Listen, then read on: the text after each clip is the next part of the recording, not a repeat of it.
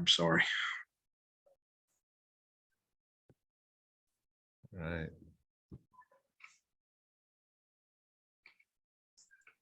Okay, well, I see people starting to join.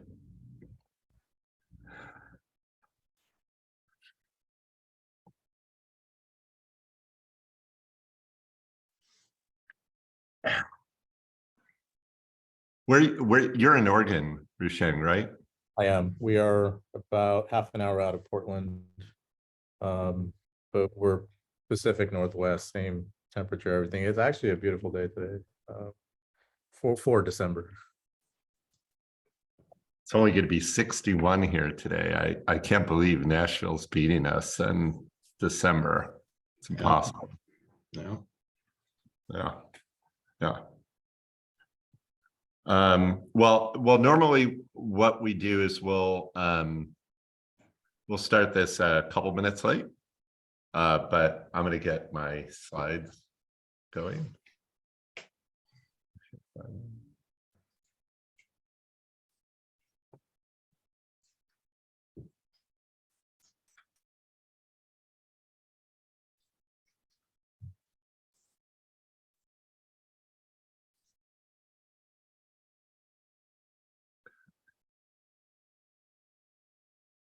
Thank you, Hannah.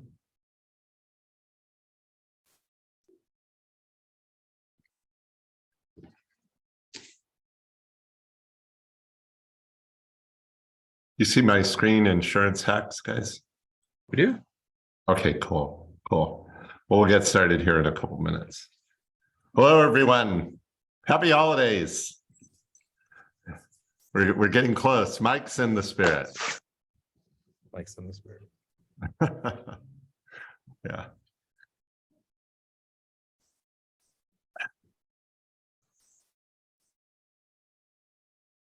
All right. Well, I'll get started in 1 minute. Yeah.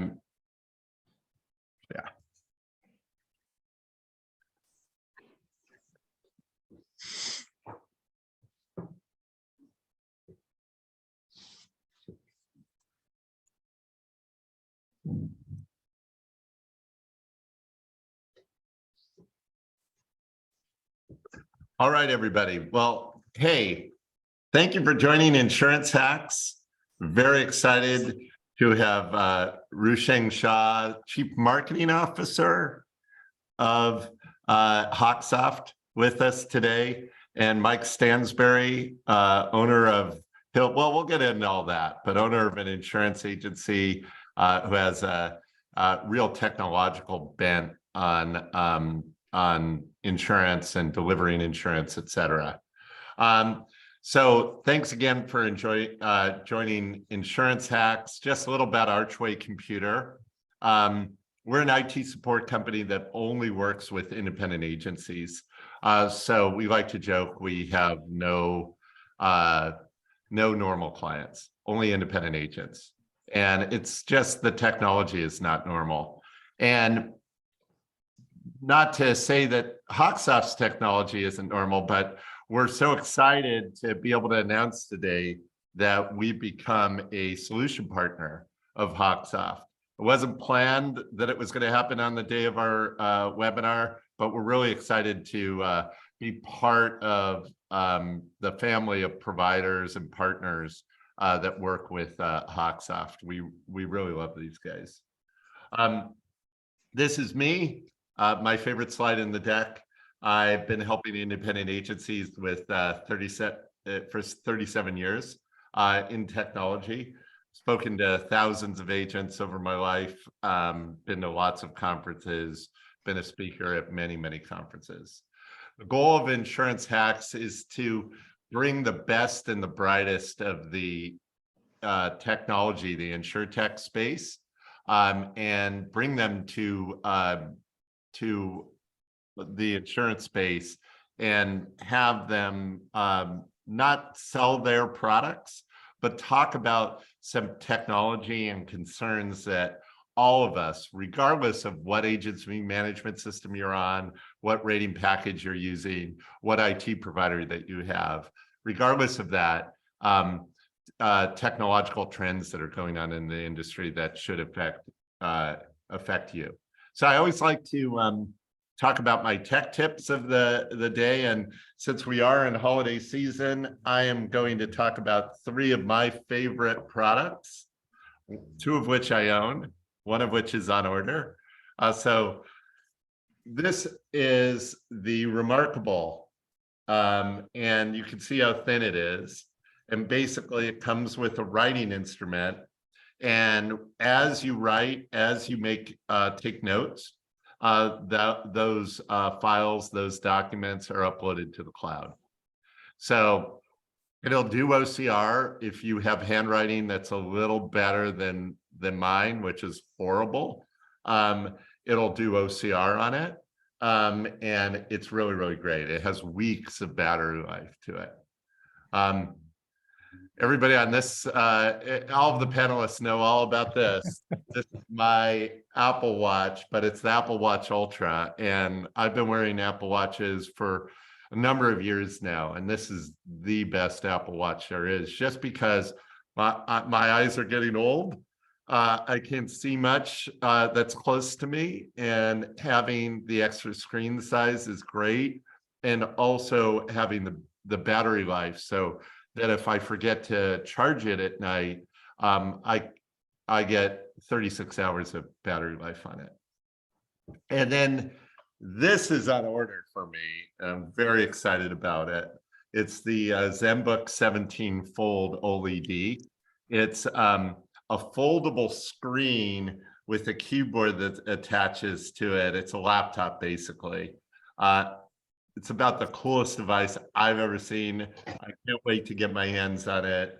I've got it on back order right now. So it's not cheap, but you're worth it. All of the insurance tax people are worth it. All right. So about our guest, Rusheng Shah, resides in Portland, Oregon. Has an inferior Apple Watch to me. But thinking about upgrading. He joined Hawksoft for about a decade, right? Being in the mobile software industry. And he actually you were part of the Palm Pilot program, right? And we were one of the first developers in the room. There was a gentleman at Palm before he got bought out by 3Com, and it had its own history. But one of the first developers in the room with a gentleman named John Rubenstein. He was the kind of mastermind behind installing third-party apps on the Palm OS platform. And if you go back long enough, like that was truly like one of the first marketplaces for apps back in the day. And I wish I still had my Palm Pilot because I just love that device. I was always losing the little pen though. But I absolutely love that device.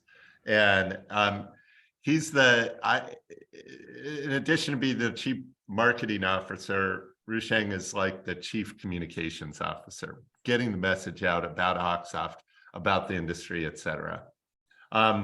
Mike Stansberry, you started Elite Insurance in 2008. And he's a digital agent. Mike, and one of the nicest guys I've ever met, and great communicator. Was named Rough Notes Agency of the Year back in 2019. I remember you on the cover of that. I was very envious, etc. So now that we've got all that taken care of, I'm going to switch the screen of the host to Rusheng, and you want to bring up your presentation. Let's see. Can you guys see the overview slide? Yes, sir. Okay, perfect. Thank you, Brad.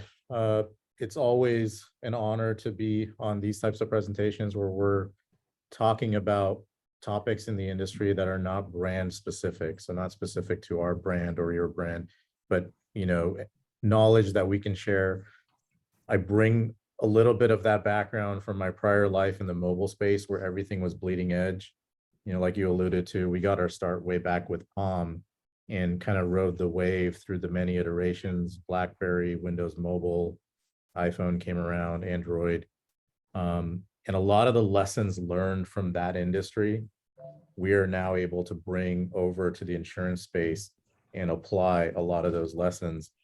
And we'll get into a lot of these things, both good and bad, and challenges, and these questions we're asking now around data ownership, the same type of questions were asked in the mobile space, a decade, 15 years ago. And I remember when iPhone and Android came on the scene, it became a really hot topic of, your data is, in Android's case, the Google ecosystem, and able to be used, who owns it, what are the rights, what companies have rights to it.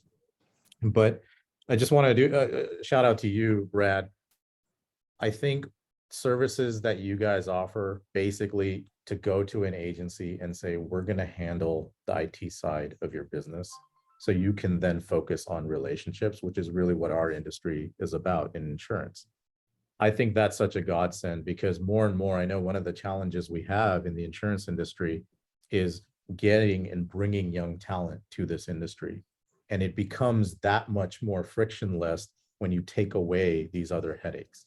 And you can go to someone young and say, we know you're someone who wants to be known in your community, or someone that people in your community look up to. You do that well, and we'll handle all these other things. So I think it's an awesome service that you guys offer. Oh, thank you. Thank you. I'm quoting you now on all of our materials. Anytime. And my good friend, Mike, we have a long relationship. As you saw in the intro slide, he's been in insurance much longer than I have. And what really stands out to me about Mike is, when we talk about things in our industry, such as being independently owned and the power of choice that an independent agent brings, Mike really lives it, because he is very, very punctual on things like data ownership and where that data is stored and how it's stored, because he sees himself as a custodian of that data. We'll be using that word a lot because it's really become a favorite word. And so I respect how, not just what Mike does, but how he does it. It's a testament and really a blueprint. Thank you. That's we've the got really shortest four sentence Mike has ever said, right there. Thank you.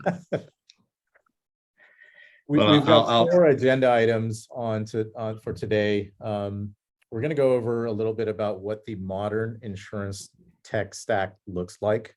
It's really a story of evolution, especially that's picked up in the last 5 years. And there's pros and cons to it, and we'll go over that. A dose of reality, as I call it. I'll hand the floor over to Mike. Mike has a lot of battle scars being in this industry for a while, and a lot of stories to tell that we all could learn from. And he has got a really important one that I think would be really good for this audience and for this topic. The tug of war of data, now that data is kind of prevalent across many different systems, who are the players, and what data are they really clamoring over? And then what I want to leave the audience with is a couple of tips on how to bring clarity on this question of data ownership, who owns it, and which entities have rights to use that data for their own needs. So there's a couple of things to bring clarity. Yeah, and if I can interject, we're talking about data in the insurance space, but everything that we're talking about here, the giving up of your information when you sign up for a quote unquote free service, and what that entails, and how much they know about you through cookies in your browser, et cetera. It's just not something that people think about, and they need to think about it more. And us as in the agency community, well, Mike will talk about some of his horror stories with data, I think, but and data ownership, I should say. But anyway, I'm sorry. No, go ahead. Yeah. It's an excellent point, and just being mindful, which kind of goes back to, you know, Mike's story and how he runs a business, being mindful of what technologies have access to this data that I'm storing. I think starting from there is really important. As you can see here, the insurtech stack of today is really an evolution that's picked up a lot of steam in the last 5 years. I know I came on the scene in the insurance space from transitioning from mobile about 7, 8 years ago. And back then, this word didn't exist. There was no concept of an insurtech stack. And the fact that we're even having this discussion and using this word, it points to an evolution where people you know, if we were having this conversation a decade ago, your agency management system would be the be all end all. And that's where everything happened. And that's the system that you lived in and siloed everything in. That paradigm has shifted in the last 5 years. And we're borrowing ideas from other industries to realize that, yes, the agency management system still has a fundamental foundational role, as I call it, but you can now build things on top of this stack to differentiate your agency, to differentiate the type of services and experiences you offer to your insureds, and change, as I call, the operating system of your agency, what you use and what staff lives in, day out, and what they interface with.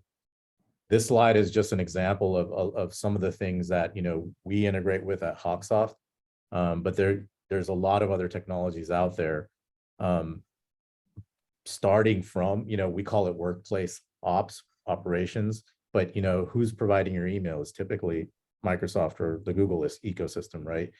Who's doing your, like we're doing here, online meetings, all the operational utility aspects of your business. That's one layer of the stack: your VoIP phone system, your text messaging, your website, who's handling your SEO. But you get beyond the utility layer, you've got a lot of options on CRM, marketing automation. Are you doing agency bill, direct bill? What type of billing are you doing in payments? Comparative rater, really popular one. Who's handling e-signature, your data analytics and business intelligence? Who's doing reputation management, certificate management, mobile apps that you may be offering your insureds? These are all separate components and that you can build on top of the agency management system. And many agencies have a lot of these checked off today to customize the types of experiences that they're offering their insureds. This is a great slide. And I wish I had seen this slide 3 years ago, because it breaks everything down and how it all sort of puts in together. And what I would say from, you know, talking about your IT vendor is the security around most of these things is super important. And making sure that you're managing that all of these systems that integrate with your agency management systems are secure and compliant, right? But great slide, I love it. I'm going to steal. And that's a great segue into, I think, one of the most fundamental ideological points of this is, as we've evolved from one system, the agency management system, to a stack approach, yes, it adds a lot of flexibility to what your agency can choose to customize in and the types of experiences you want to offer and the type of operations you want within your agency, how you deal with them.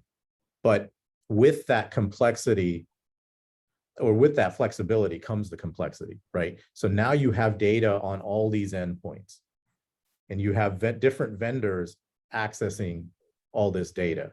So you've increased the flexibility for both your staff and your insureds, but you've also increased the complexity. And so that's why I think this discussion on data ownership is coming to light now, is because people are realizing that data that 10 years ago was just siloed to my management system is no longer siloed to it. And it's accessible. Yeah. And with every connection you add, you're exponentially drawing on that complexity. Yep. So in this world, in this modern insurtech stack world, you know, I use this slide as a joke, but I'm waiting for like the first child entrepreneur to see this and give away lemonade for free and then sell the data to their community. Right? It's going to happen if it hasn't already.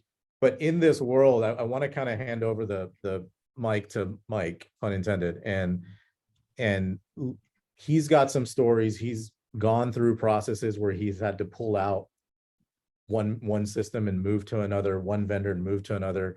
And he's got some battle scars that I think we can all learn from, so we can prevent some of those mistakes. So Mike, over to you. Thank you. Thank you, Rusheng. I appreciate so very much the opportunity to have a second.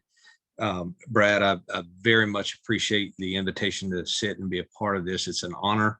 Anytime I get to sit with Rusheng and the Hawksoft folks and help share a message, I just consider it an absolute blessing. Let me begin kind of with my statement that I want to kind of get out there, and that is to be proactive for all the agents and folks listening about what is all of this stuff. Let me kind of bring it to a little bit more of a ground level for us. We're all rolling very, very quickly, but let me bring it down to just a base point. In that, I want you all to hear my desire for you to be proactive in understanding your assets, and I want you to be proactive in understanding part of your makeup. And I'm going to politely ask Rusheng, if you can go back up to that insurance stack. Yep. Slide. I want everybody to just take a second and see what's in here. You're doing this, or you should be doing this. It doesn't matter where. And take a second and check off, I'm doing this, I'm doing that, so on and so forth. But the point here is, as we deal in insurance stack, this is a real term you need to understand. In my time in this industry, I've been very fortunate to try and be proactive in the communication trifecta between helping communicate to the carrier, to the client, and to the agency that represents that client's relationship. And Rusheng will get to this later in other slides, where we'll talk about the way those integrate. But it all begins with the sales cycle and the sales process. And the most special part about an independent agent is because we have multiple solutions that we can use to help tailor to a client's specific needs. And that becomes something of relevance. The thing I want to share is, I live in Nashville, Tennessee. You can clearly hear my Southern drawl. But to that point, we make a lot of music out of here. And I use the same analogy when I draw. This, you need to relate to your specific tailoring of clients, much to the music. We're not saying you can go out there and copyright the notes G, C, D, and E, which make up a lot of songs, but how you layer those chords together, how you strum the rhythm and make the music, that is very much your intellectual property. And so I want to talk about that just a little bit, as that's unique to you. Your insurance stack will be different than mine or anybody else's, which is a blessing. We want diversity in the market space. We want to celebrate because we can be our best foot forward, but we're not going to be all things to everybody, depending upon your market reach, where you want to establish your production as an insurance agency. So that said, you want to begin to partner with folks who will protect your intellectual property, who will protect your assets, and know that that is your property. I use the analogy, and many times over, if somebody steals it and I can be held accountable for it coming out of my agency, it's something that belongs to me and something I need to protect.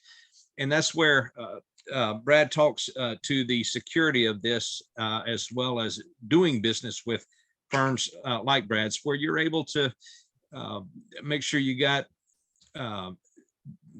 due protection on the many ways that hackers can come in and access your stuff.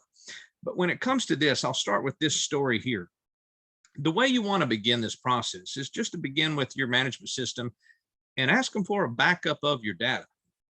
I have been around long enough, and I'm not super old, but I've been around long enough to where we had to use servers in our offices, and we would use magnetic cassettes where we would back up our data daily, and we'd swap this back out so we could make sure as we're transacting back and forth between carriers that if something happened overnight, we would have a record of that, primarily for the point of claims, where if we had something occur between the time we received it from the client, communicated it to the carrier, we had some type of data record that we could use to help in the event of some type of claim. Long story short, if you go to do business with some of the folks that are out there in this insurance stack, and they begin to give you a little pushback like, well, you don't need your backup data, or you kind of sound like it is. At this point, we're saying if you'll go to the next slide with the lemonade, then you will start to see this is exactly what we're talking about here. What we're trying to help you understand is if you choose to change somebody in your insurance stack and you go in to try and obtain your property, see, all of this, all of the management system is doing is storing your data for you and allowing you to manipulate it. And Roshane will touch on this a little bit later on in this conversation where we get to reading the fine print. If you're going down this road and you're trying to understand, well, how does this? I just want to manage my system and move on down the highway. You don't get a stop there. You have to keep moving forward, and that's my statement that I want you to hear. No matter what level you are at in understanding data and data ownership, don't let somebody tell you that you're not far enough down the line, or don't buy into them implying that you don't have cutting edge thoughts about this, because you do. We absolutely have the ability to reach out to experts in the field. Two are on this call with me right now, to where you can begin to understand what does it mean if they copy this and sell that there. And basically they take your information and anonymize it. It's a fancy term. And then they turn around and build another product and use that information as a raw material to spit out and sell to somebody else. And in effect, they're doing it without your permission, or you're giving that permission to them without realizing it. And that's the point that I want to get across to you in this. Because if yes. I can just interrupt you there, because I Sure. think you hit on a couple really key points. The fact that we sign these agreements that we don't read.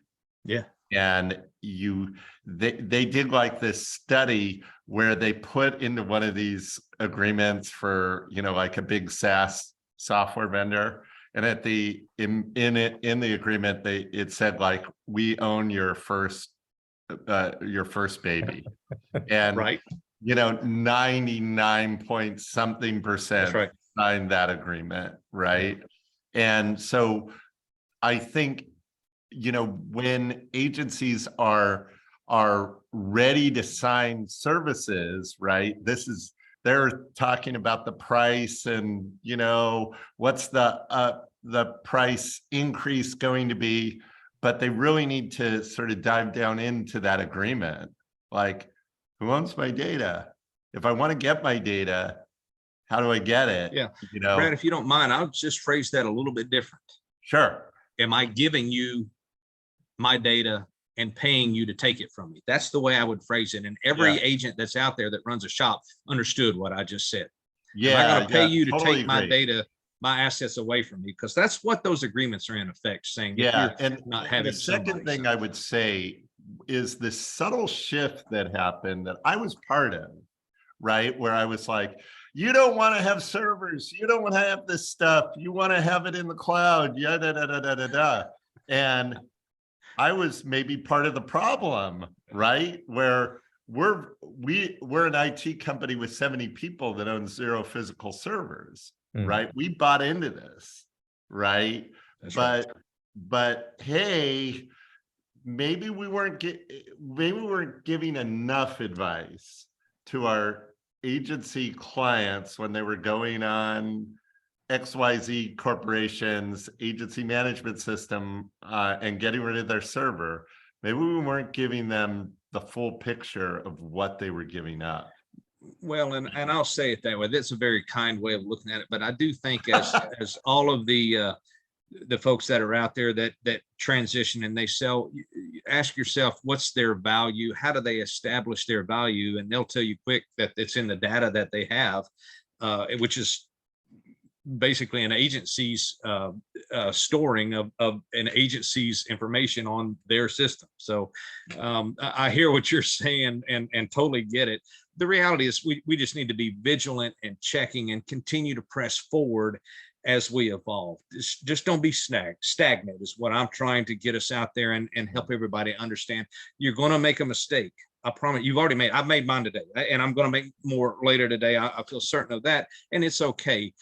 You need to just apply the best that you know how to do. Surround yourself with the best you can find, so that you can begin to understand the technology vendor, the carrier, the agency, and the client, and then somebody like Brad's company, who is more or less our shield or our I'll go techie with you and have my Star Trek, force field around my enterprise, so that I can handle some of the things that come through and protect our clients' data. We all have to be vigilant in the protection of information that a client provides us with. And that's the point that I want Rusheng to kind of circle back on, why it's important on the stack. It's not just one vendor. In times past, even 5 years ago, it was just one. But when you look over your voice over IP, and you look over, just as an example, our voice over IP has the ability to record calls, which we do on purpose, so that we can circle back in the event we have something come up. But what if they're taking a turnaround and selling that stuff to somebody else, and Right. you signed off saying, hey, wait, no, I didn't. And you have some electronic signature with a fake Mike Stansberry name that you don't remember being at a meeting at, and they say, yes, you did. So that's kind of the scenario that you're going to make mistakes, and just surround yourself with the best you can. I'll circle back to this and then let Rusheng take you through the other slides that I know that are coming up. The one thing, as you layer your operation for client experience, and as you layer your operation for internal experience, so you have, as we can, bring in young people into our business and perpetuate the beauty of all of the agents and all of the diversity that exists in all of our operations out there, so that we're able to serve others. That's the greatest honor that we can have. I just want to circle back, and I'll leave you with this. I met a good man, totally online. I saw his YouTube video, and he was a sports car enthusiast. His name's Chris Moore, and he had a gentleman in his car. That may have been his son, and they were just enjoying a spirited drive in a car. But the point behind all of this is that the next thing I noticed, I thought, that's kind of fun. I enjoyed that. I went over and I kind of started looking at a YouTube channel, and I found a story that I had long since forgotten. It's called The Frog in the Well. I bring it up because it's a great story to remind us all to keep pushing forward. Take time and go find Dr. Seuss. Take time to go listen to the frog who jumps out of the well and continues to push and explore and learn and go. And then try and find ways to surround yourself with the beauty of growth. Doesn't matter if you're 50, 30, or just coming into this business. It is a great opportunity to be around us. I'll close here and be available for questions that anybody comes up, except to say thank you for letting me be a part of this and sharing at least a little bit of the hard parts of life. Because what I can tell you is that when you go to change from one carrier to another, and you ask for your backup, and they start to say, well, no, you don't get to have a copy of your backup, that's your first red flag. You need to pay attention there. I'll kick it to you, Rusheng, because I know what's coming next. Thank you, Mike. I appreciate that context, because I think it's really important. And you mentioned a couple of things, but if I'm going to butcher it, but if to summarize it, a lot of what Mike is saying is be punctual about the documents you're signing. Read them. One of the casualties, if you will, of the pace at which we operate in this era is we don't have time to read a lot of these. You look at, like, I mean, I have an iPhone, but it's the same on an Android. With every update, there's a terms and conditions. I don't know anyone. I haven't spoken to a single person that's read that. But I don't doubt it, Mike. I don't doubt you've read it. Only because I'm curious if I gave up my firstborn. That's really it. Here's the casualty, though, in my mind. the iPhone and Android devices are so ubiquitous, and we live in a kind of crowdsourced world. There's going to be enough people out there in the world to have read it, like Mike, and to call out something that will then make the news cycles, or however you consume modern news and current events, because it's such a ubiquitous device. We don't have the luxury of that in the industry we're really in, right? It's not as ubiquitous as iPhone. So you're not gonna, the same level of shenanigans that may be in a terms and services agreement won't float to the top. And so you've got to do your own due diligence. That's right. Amplify that with the number of vendors that are coming out, the startups in the insurtech space, not only read the agreement like Mike's saying, but ask them what their business model is about. It goes back to the lemonade slide. If the deal is too good to be true, well, they're floating the boat some other way. And question that, follow that trail back, because that might be telling as well. Yeah. We use this slide in an earlier iteration of the slide. We had 3 nodes: the carrier, agency, and tech vendor. But the more and more we talked about data ownership, we realized the question we were asking is, who really owns the data at the end of the day? And we realized that at the end of the day, the client, the insured, owns their data. The other nodes here, whether it's the carrier who produces data so we can assess risk, whether it's the agency who's collecting this data, who has the relationship with the insured, or the tech vendor whose responsibility it is to store securely that data and make it available to everyone, we are all custodians of that data at a point in time. And if the insured, the client, decides to get up and move somewhere else, that's their data to take with them. And so that narrative, I think it's becoming a little bit more prevalent as this topic kind of permeates our industry. But we're all kind of nodding our heads now and saying, yes, that makes sense, that the client, the insured, owns their data, and we have rights to it and responsibilities towards this data. So this slide, you'll notice a common thread, kind of a common denominator, irrespective of the 3 nodes. Everyone has a responsibility to store and protect that data. I don't care if you're a carrier, agency owner, or insurtech vendor. It is our responsibility to make sure the safeguards are in place as tight as possible to protect this data. Because at the end of the day, that relationship with the insured is based on trust. And when they hand you this data, there's an implicit trust that's being transferred, that I trust you to scrutinize the downstream relationships that you have to protect my data, right? The agency, we use the agency uses the data to service the insured. The carrier obviously delivers rates and policies. And as a management system, very specifically, we view our role as the enabler to make all this data available to the agency and the producers and the CSRs when and how they want it. And with certain additions to the tech stack, like mobile apps, even through to the insured when and how they want it. I'm not going to name names, but there was an agency management system vendor that I believe last year had to tell their clients that, hey, we found a hole in the agency management system where your data was potentially out there, right? And I always tell my clients, hey, it's better to have deeper pockets behind you, because in that slide you had of the 4 people with the tug of war, I put a lawyer with a briefcase next to the to the client over there. And but yeah, I mean, asking about your agency management system or some of these new insurtech vendors, or even the companies, these offshore VA firms, right? What are their security practices? How are they going to prevent having a data leak that at the end of the day, the agency is going to be responsible for?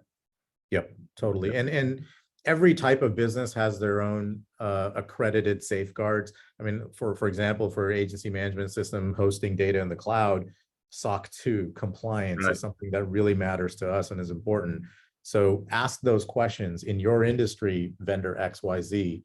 What are those compliances that you have to meet? And then in doing a little bit of that research ahead of time will help you have a more educated conversation there. So spot on. Yes, we just need to ask those questions. So there's a question here about from Gary Paulson regarding I run a quote through my rater. They send the information to 10 companies. Those 10 companies run credit through who knows who. How many companies have I shared my client's name, address, phone number with? How do I do my due diligence on the data trail? Great question. I'm gonna leave it to these guys to answer that one. The answer, unfortunately, is all of them, and I'll speak up to this effect where I feel like my number one focus is right now is on that precise metric. I am studying in earnest ways that I can look to explore to get efficiencies of scale within my quote process. I'm trying to expedite that process, but I'm also trying to create efficiencies in there. And when you get into these quoting engines, the first part of that is the answer is all of them. You have in effect shared that client's data with everybody out there on the planet. And then you think, well, how do I shore that up? And my specific exploration is taking me down a road, as it turns out, with Hawksoft in a product called HawkLink, where I'm beginning to map direct between my management system and my quoting engines. It may take me a little bit longer from an efficiency standpoint to generate 10 quotes, if that was Gary's background, where he's going to take a look at 10. But what you will get, or what I'm in the process of timing out very, very quickly, is the accuracy number goes through the roof, meaning I get to a final number that doesn't change in the process. And in doing so, I have contained or limited one of the people on that insurance stack so that I can control that outside leak, is what I happen to term that as. The other thing too, as it comes into that question right there, is how are we evolving these things? And wherever your management system is, where you're working within that, you want to ask them the same thing as this going out the door. I have only found one management system that says no. They happen to be on the call. But however you're doing business, you want to try and limit that exposure so that you can then in turn create a proposal that would come back to the client with, here are 10 hard quotes that are saved in my management system. And then 3 years later, when we go to remarket the account at the client's request, I can say, well, we looked at company A 3 years ago. Their rates have changed. They've had better resource, and here's where we are in comparison to a quote 3 years ago. That is some empowering information for you as a deliverable to the differentiator on the street, because there's not a lot of agencies that are going to be able to do that. And so, in short, long-winded answer, but when you get into these comparative raters, the accuracy is low. You're spreading that information out for everybody else to pull and then run through their the lemonades of the world, or the whatever the stands are that they're selling to have that information. They can purchase that on the open market. Yeah, I mean, well said, Mike. And I think Gary brings up a really good use case where a rater is a really unique type of add-on, an extension of the management system, where it is really a hub to many other ports. And it, whereas, let's take VoIP, for example, it's more siloed into the VoIP system. And so it does get challenging. I totally agree with Gary on this. And, but Mike, I appreciate that additional context. There are ways to go direct into the carrier's website, and there are ways to make it a lot easier using tools like the Hawklink that you're talking about. For the sake of time, so I'm gonna go quickly through this slide, but this one is, there's a white paper on this. If you guys want to read more about data ownerships and rights and bringing clarity and questions that you can ask, there's questions that are put on a platter that you can just take to any vendor and ask. We have a white paper. It's right on our homepage, hawksoft.com. Halfway down the homepage, just fill out, it's a short form and you can get that. I call it the Judge Judy test. It's a joke that I have in my family. When I was doing my undergrad at UC San Diego, the joke was that I think I learned more probably in my TV lunches watching Judge Judy, or maybe not more, but as much as I did in classes. I mean, the recurring theme with Judge Judy, if you've ever seen a lot of her episodes, is if it's not in writing, it doesn't exist. And that's the, she would ask everyone, is it in writing? Is it in writing? And that's kind of the same, in the same vein, we're asking the same thing here. Is it in writing? Read the writing, but also if it's not there, make sure what you're asking for around data ownership, or more specifically, the rights that the vendor has, put that explicitly in writing. Yeah, Mike. To double up on what he's saying, not only have I been successful in having addendums added to contracts at both a carrier and a third-party vendor level with this question that is out there, I have been successful in having both of those endorsed so that it would read the way I would want it to read to protect client data. You can also remember this: honorable people never have a problem writing it down for you. They never do. Right. And if they're like, no, I'm not going to put it down there, that's red flag number 2 for you. Yeah. Awesome. Yeah. But a lot of these software salespeople, there's a joke that goes, what's the difference between a used car salesperson and a software salesperson? The used car salesperson knows he's selling you junk. The software salesperson is selling you junk. He just doesn't know it. And so there have been so many times, Mike, where my clients have been told something by the software salesperson, that yes, now it's time for implementation. And read the contract. What? I use the term overpromise and underdeliver every time. Yep. Yep. All right. Sorry. One of the lines we use as a great, just finger in the water, measure the temperature is your data really held hostage? We use that word with intent because there's multiple ways data could be held hostage. If you think back, like what a lot of these insurtech companies are offering is based on what's known as the SaaS model, software as a service. You pay a subscription and you can use the service for as long as that subscription is there. You go back far enough, Salesforce.com was one of the early writers of this model. They promoted it. The intent of the SaaS model was never to lock you into an agreement. It was always to be a short-term subscription that if you didn't like the experience or the product being delivered, you could back out and go try something else, because all it was a monthly subscription in most cases. For some reason, and there's a long story behind this, that has somehow mutated to having a term-based agreement. So it's almost like the whole purpose of this world, the SaaS world we live in, we're kind of going 180 degrees opposite now. That's where right. There are term-based agreements and you are locked in, and you can no longer say, well, yeah, I don't like it anymore. I don't like the content that's coming on Amazon Prime Video. I'm going to go switch over to Netflix, right? That you're not locked in. Think about that. So ask them if there's a minimum term. A couple questions here from Kelly. Mike, do you have any standard verbiage that you require within your contracts? And can you email it to Kelly, I guess is what she's saying. In summary, I want to share with you, I did spend the money with some trademark and intellectual property lawyers. I would strongly encourage you to consider that.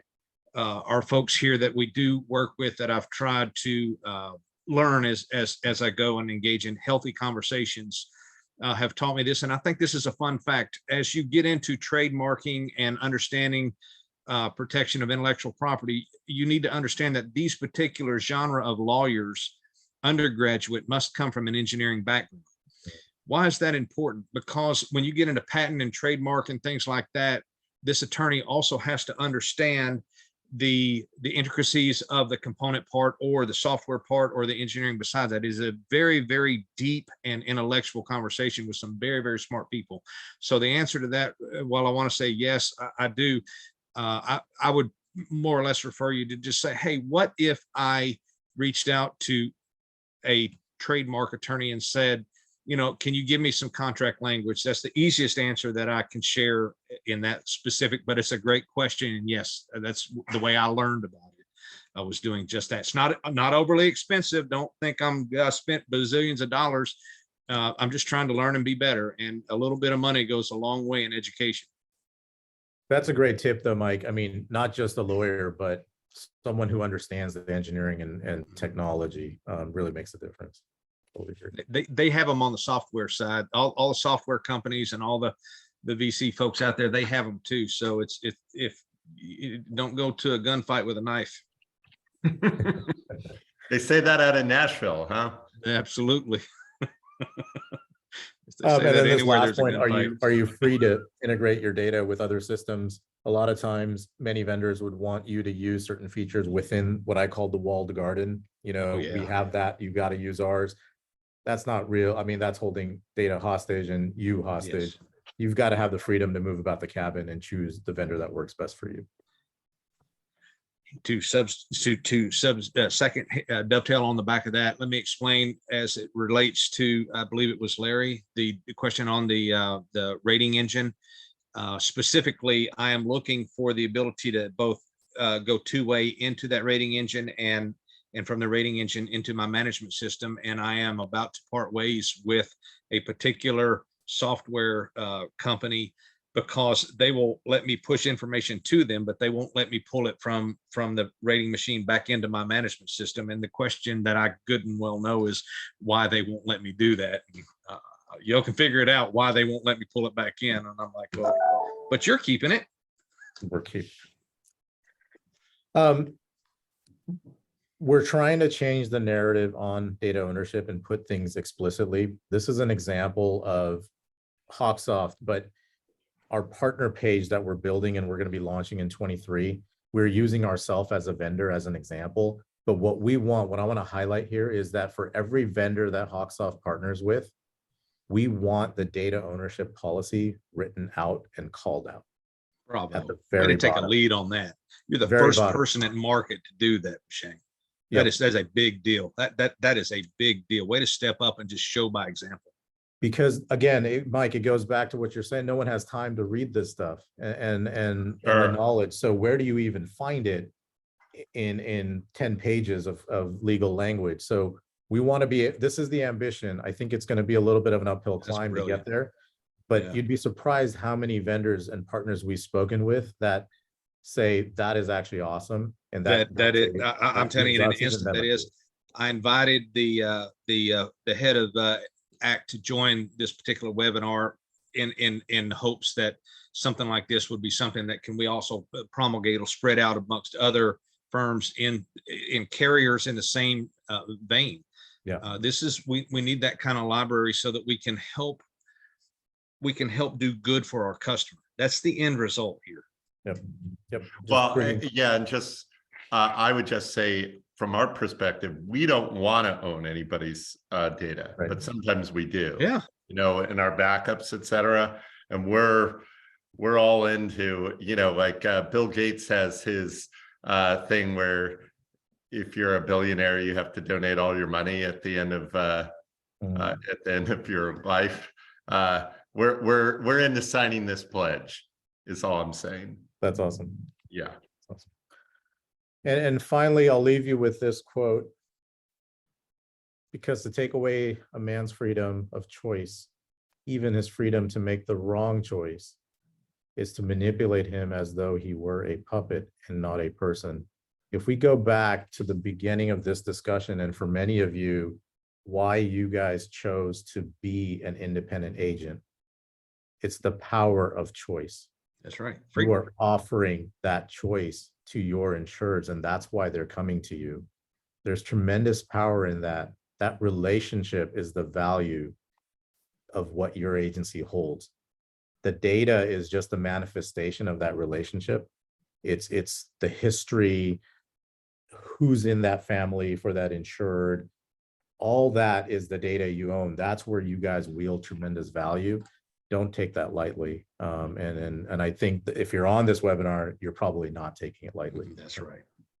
Yeah. The first person, go ahead. AJ makes a good point, that it's about, are we going to have an ecosystem of providers, right, which are going to share data?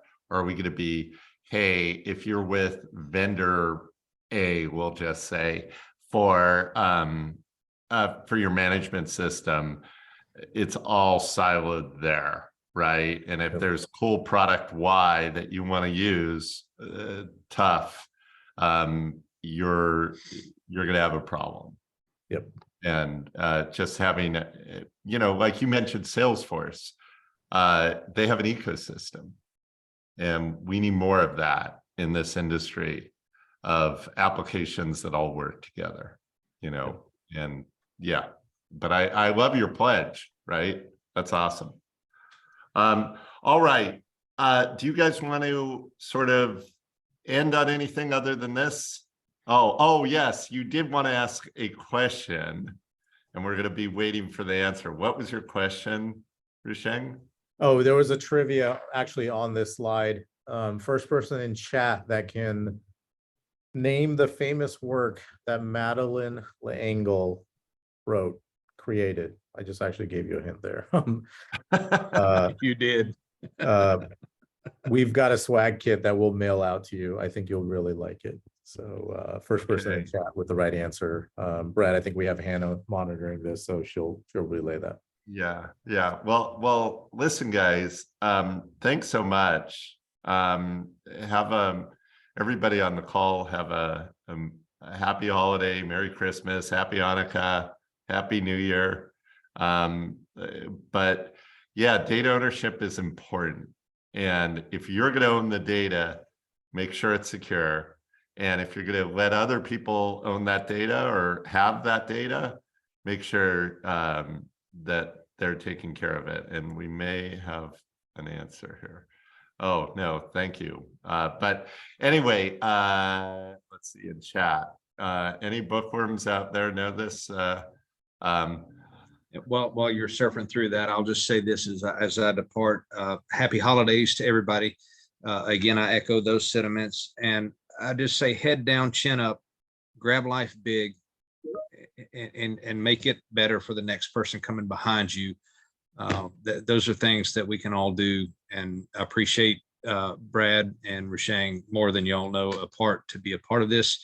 It's an honor, and I hope you all have a great holiday season. Okay. Thank you, Brad, for hosting us. And Chad got it. Joy to your families. All right. Well, great. Thank you all. We'll talk soon. I gotta go. Bye, guys.